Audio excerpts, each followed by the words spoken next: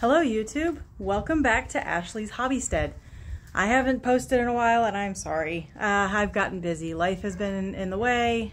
Plans have been made for adventures and trips. One example, we went snowboarding one weekend, so we had a blast with that. Plus, I've been trying to make a video for one of the projects that I'm working on, and the weather has just not been cooperative at all. Plus, I work long days and I don't get a lot of sunlight at the end of the day. Plus, my long days at work, I get really exhausted when I get home. So that has been on standstill for a little bit. But it's okay because it's not necessary that I need to make it ASAP. It's just Hobbystead. So I'm going to give you an update on all of the babies, all of the animals, and give you a little insight on what's been going on. So stick with me. First update that I'm going to give you is with Amber's litter. You'll notice I've got both tractors opened here today because some of her babies have been switched over to another tractor.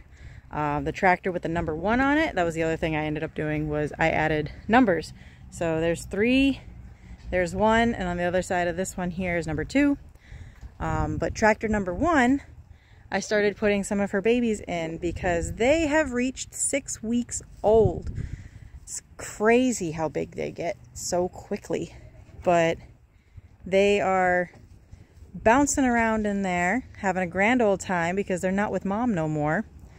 But mom still has a couple with her because I'm making sure that she ends up getting drained of her milk so she doesn't get mastitis. So you slowly transfer over the babies when they turn 6 weeks. So between 6 to 7 weeks, at least that's what I like to do. Between 6 to 7 weeks is when I start to remove them from mom. But you do it slowly, so you take a little bit of the babies at a time. She has, I believe, 3 left with her, and there's 5 in tractor number 1. So let me go show you how things are going. I gave them these little cardboard tunnels, and when they were younger, they loved to run through them, but now they're just chew toys for them. So here's Amber, super excited and happy to get rid of some of her babies.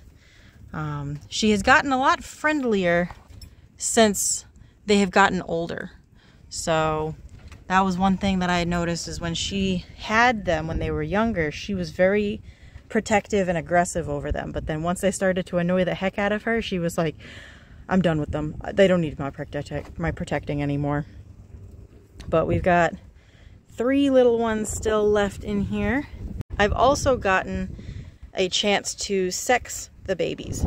So this little, I want to say that might be a chestnut, because it's not caster like its mom. So I want to say it's a chestnut, broken chestnut or booted chestnut.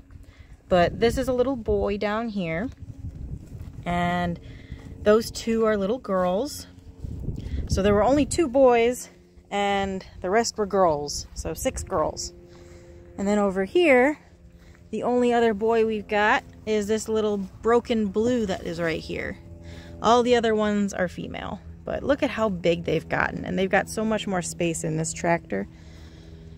I probably should have put them in this tractor first, but I had Socks living in this tractor, and once Socks has been vacated from this tractor, I've been starting to move them over to this one so that way they've got more room to run around in.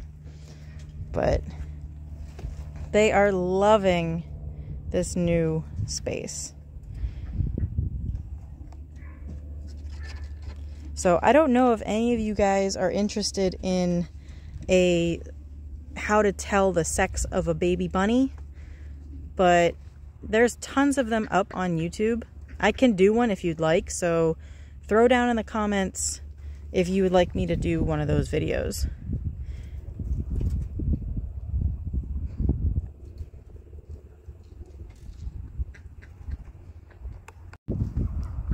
As for the ducks, they still try to avoid me like the plague.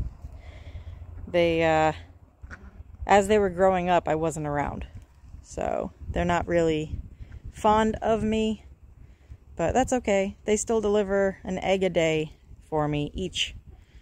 It's absolutely insane how well these guys are at laying eggs. I thought they were worse than chickens, but nope. Cayusian ducks are a lot better than chickens. Honestly, like I said, I get at least 1 egg a day from these two. So, definitely. Even going through winter. It's crazy. 1 egg a day. The chickens are still around. As you can see right here, that is Gidget. She has mostly assimilated into the flock. They still peck at her every once in a while, but she's doing pretty good. Like there, see? Lacey just went and pecked at her. But she does pretty good. And then Cookie likes to hang out by herself. She's escaping. But they're doing pretty good. No complaints from the chickens. They've actually started laying a lot more now too, so that's good. They're getting out of their winter funk. So I had tried breeding Honey at one point, but I think she gained too much weight since she got here.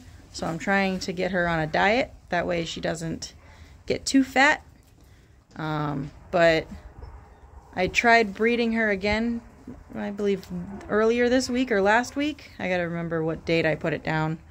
And so we'll see if she breeds. Maybe she was just too scared because she was in a new place, but she's calmed down quite a bit since I picked her up. But she's doing good. Corn Pop is doing good.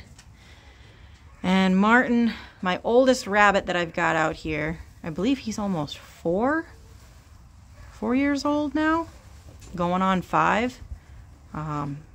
He's my oldest boy, so I'm not sure if he's going through a molt or if his hair is just thinning.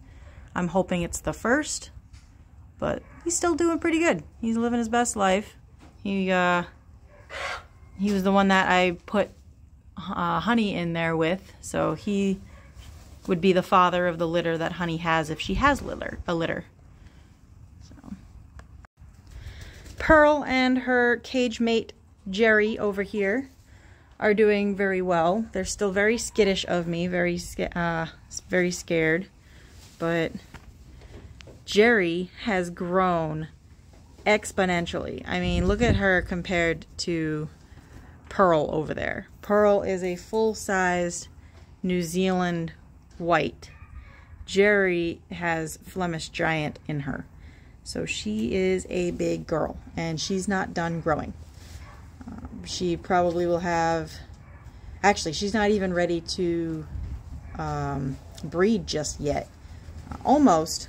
Breeding for a Flemish Giant happens around 6 months of age, 5 to 6 months of age.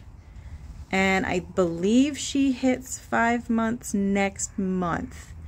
So I'd have to double check my calendar, but she's not able to breed just yet, which means that she's still not done growing. Like, she's got a lot more to go. So I'm gonna try and finish up her enclosure sooner rather than later, but that's the project I was telling you guys about earlier, is that I'm making a new tractor so that way she can take over tractor number 1, because it is the biggest tractor that I've got. And then I'll have another tractor for Pearl. And then these 2 cages that I have up here, because these 2 are the only ones that are plumbed up to that water bucket right there. These 2 are the only ones that are plumbed to it. I have to plumb the other 2, but once I have new litters that I'm putting out on the tractors, these will be where the moms will stay while the babies are growing out.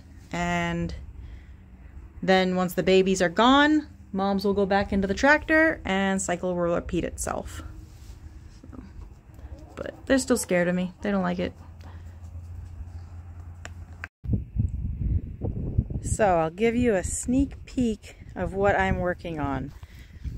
This is the tractor that I am making next. And as you can see, well, first off, it's upside down. I'm still working on the flooring, but second, I have extra pieces on the ends here, and that's where my wheels are going to go. So I've been working on the video for this, and once I'm finished with the video, I will post it. But here's a little sneak peek of what I'm working on, so stay tuned. And last but not least, we've got the chicks. They have since gotten very big. One of them, this one right here, looks like it might be a rooster, but I've never had white leghorns before, and that crown, as you can see, is massive. So I've changed up their system, their setup here for water and food. They were kicking the food out of their feeder constantly, so it was having to fill it up at least once a day, and there was still a mess everywhere on the floor. So I ended up doing a clean out of their pen. They didn't like it very much, and I made this out of a Quaker Oats jar, and I put a little, it's supposed to be for quail, that little outlet. I had quail once before, so it used to be for the quail, but the chicks' heads fit in there perfectly, but it is definitely cut back on the food waste, so I'm happy about that. The chickens outside were happy about the food waste, because once I dumped the scraps and the bedding out in their pen, they went to town and they were having a grand old time eating the scraps. But they're doing pretty good. I'm just kind of curious about the little one here. Hang on, let me remove this fencing here for a second. Alright, so I am kind of concerned about little eyebrows over here, the little black one. Well, steel blue almost. Whoops. Trying to escape there, huh? This little steel blue one I've named Eyebrow because, as you can see, her eye has a little eyebrow over it. So Eyebrow, I'm not entirely sure what's going on with her, but as you can see, the white leghorns, they've all got really long tail feathers. She doesn't have any tail feathers at all, and she's got less feathers on her than her siblings do. So I don't know if maybe she's just a late bloomer. Just trying to get out again. Let me put this down. I don't know if she's just a late bloomer, or if that's just part of the breed, that the leghorns develop feathers faster than an Easter egger. But I'm also kind of curious, maybe she's not actually a she. Maybe she's a rooster.